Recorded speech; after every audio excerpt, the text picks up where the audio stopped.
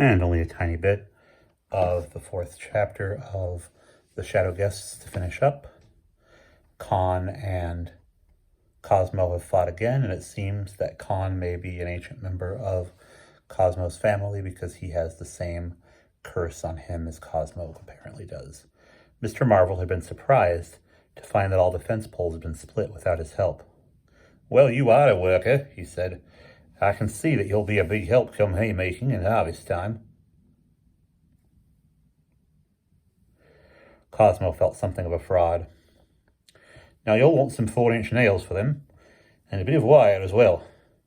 If you take my advice, you want them guardrails really firm.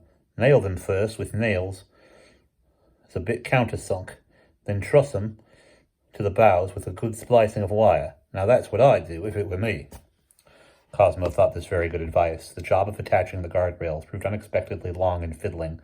The rails had to be tapered and notched to fit the branches as they met. Doing this and fixing them into position took most of the day, interspersed with a few jobs for Eunice in the garden. "Now we fight," said Khan at sunset. The light was already thickening. By now, Cosmo felt even less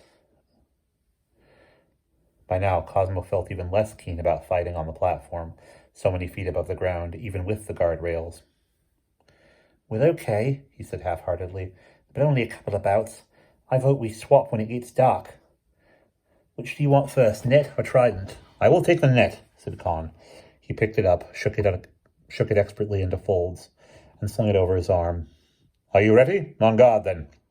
As Cosmo began to move cautiously across the platform with the trident, feigning a little way this and that, Khan turned his head, suddenly alert, listening. "Stop a moment." "What is it?" "I hear my master calling.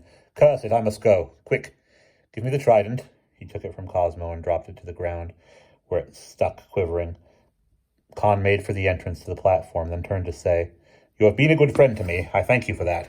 His bony right hand clasped that of Cosmo for a moment.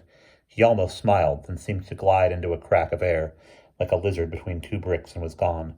For a moment, Cosmo could hardly believe that he was alone. Khan's presence had been so real to him. He felt almost suffocated with mixed feelings, and among them, regret was the foremost. Something about that hand-clasp had filled him with a certainty that he would not be seeing Khan again. "Cosmo!" called Eunice down below. "Are you still up in your eyrie? Don't you think you had better be coming down before it is pitch dark?"